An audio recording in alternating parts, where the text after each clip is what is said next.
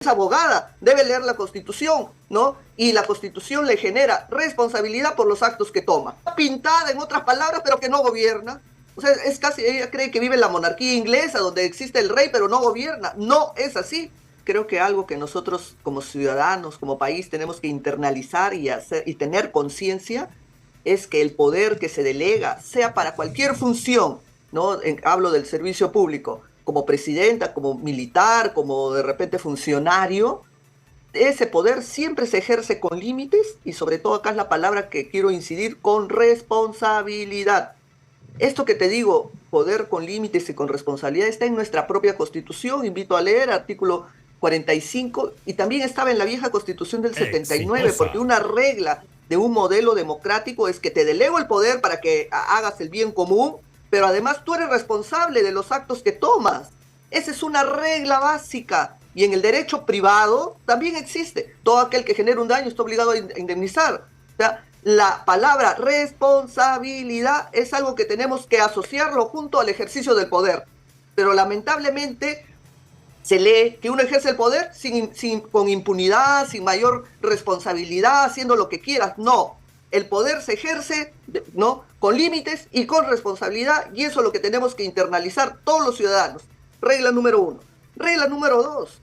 La Constitución y todo el diseño que tenemos como organización social y política, ¿no? Hace que las Fuerzas Armadas, las fuerzas, la policía, ¿no? Se alineen bajo un mando general que es la Presidenta de la República, porque no solo es jefe de Estado, que hace una labor meramente representativa, sino también es jefe de gobierno, dirige las políticas del país y las Fuerzas Armadas están bajo su disposición por mandato constitucional. Las Fuerzas Armadas, como ya también se dice, no son deliberantes, ¿no? Sino se someten al mandato del Ejecutivo que forma la expresión de la voluntad popular, por algo está elegida ahí, ya. Entonces, me parecía hasta una inmadurez política no decir que está pintada, en otras palabras, pero que no gobierna.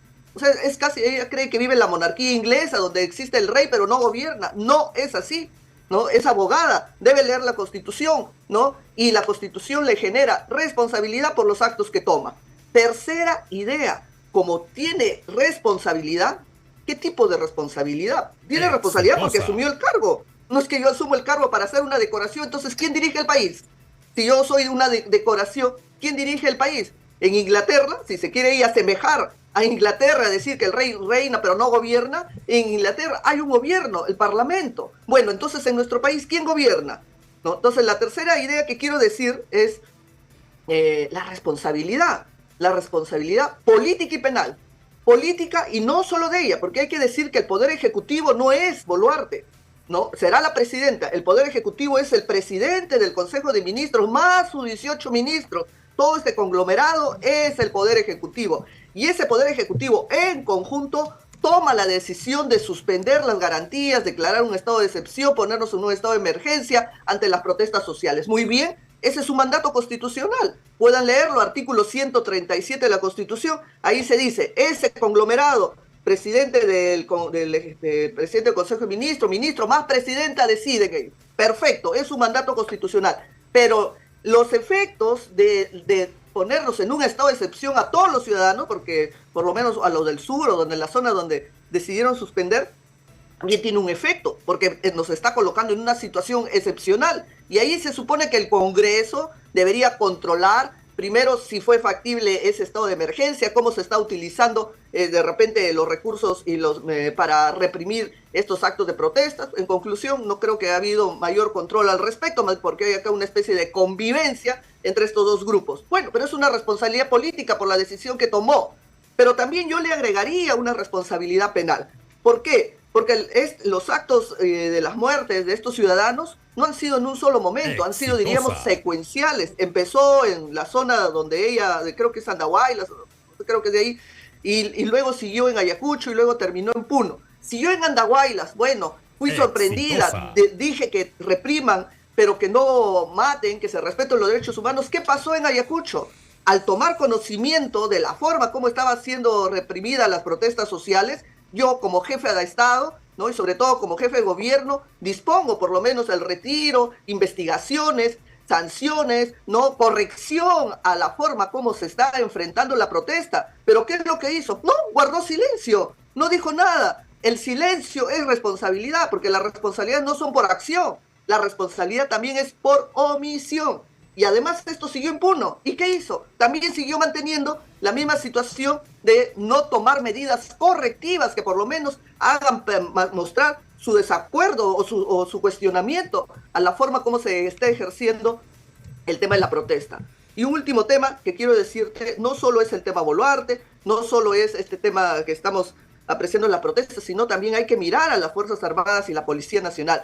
Me parece increíble que instituciones formadas, ¿no? Diríamos profesionalmente, tengan respuestas tan brutales, ¿no? Respuestas, diríamos, de la época de Pedro Picapiedra, si quisiera hablarles, porque frente a una acción, su reacción es la agresión y la vulneración de la vida, ¿no? En el parámetro de tutela de derechos, más vale un aeropuerto que de repente proteger la vida de las personas, o sea, más vale un molde de cemento que la vida de las personas que estaban protestando. Entonces, y además yo digo que acá falta inteligencia para responder a la agresión, Entonces, también se requiere reformar la forma como se está instruyendo, formando a los miembros policiales y militares para enfrentar este tipo de agresiones y no hacerlo primitivamente como se viene realizando, se ha venido realizando. Marianela, el gobierno ha propuesto esta salida, es decir, que la presidenta pueda salir del país y que su presidencia la ejerza virtualmente. ¿Esto es posible desde el punto de vista constitucional? Bueno, primero, ello implicaría una reforma constitucional. Creo que debemos empezar señalando que el ejercicio de la función como presidente se hace dentro del territorio. Y a tal extremo significa este mandato de que tiene que trabajarse dentro del territorio, que solamente el Congreso es el que puede autorizar que la presidenta o presidente pueda salir del país. Y si no regresa o si sale sin autorización del Congreso, es una causal de vacancia. Por lo tanto, la presencia, la permanencia física de quien ejerce la presidencia es vital en el territorio. Eso es una primera idea y tiene un marco constitucional que el hecho que salga del país sin tener autorización del Congreso es una causal de vacancia para retirarla del cargo. Esa es la trascendencia. Segundo tema. El segundo tema es que el Ejecutivo ha mandado un proyecto de ley para decir, bueno, voy a despachar fuera del país y voy a hacer trabajo remoto. Entonces, esa situación no es comprensible, no solo porque tiene que darse dentro del territorio, sino porque para ejercer la labor de que quieran plantearse implicaría hacer una reforma constitucional. Como muy bien lo has dicho al inicio, hay un vacío en la Constitución. La Constitución solamente se ha colocado en el supuesto que el presidente de la República se retire y sea reemplazado por el primero o segundo vicepresidente,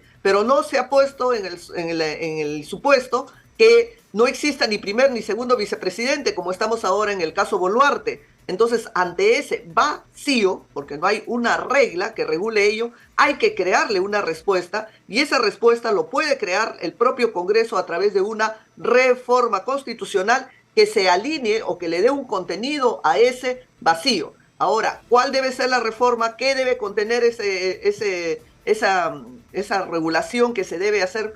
Debería de permitirse que cuando no existe el primer ni segundo vicepresidente, por lo menos el vocero del Ejecutivo sea el que asuma transitoriamente, acá la idea, el despacho presidencial. No es que va a asumir la presidencia, porque la presidencia lo sigue ejerciendo, en este caso será Boluarte, pero para el despacho, para el manejo administrativo, se le delega al funcionario de más alto rango del Ejecutivo, ¿no?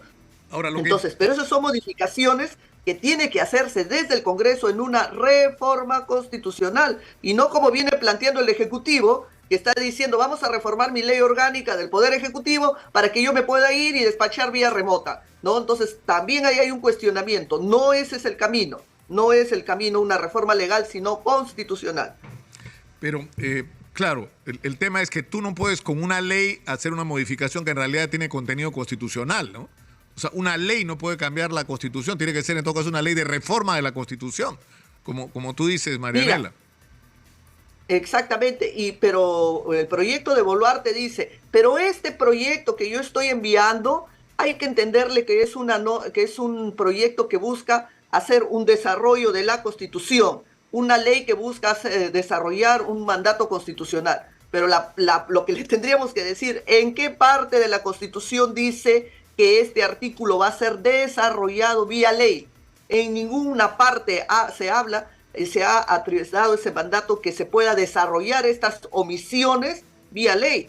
Las omisiones están y hay que salvarlas vía reforma constitucional. No se trata de una norma de desarrollo constitucional como podrían ser en otras figuras. No existe. O invito a que me digan en qué artículo dice de que se va a salvar estas omisiones vía desarrollo legal. No existe.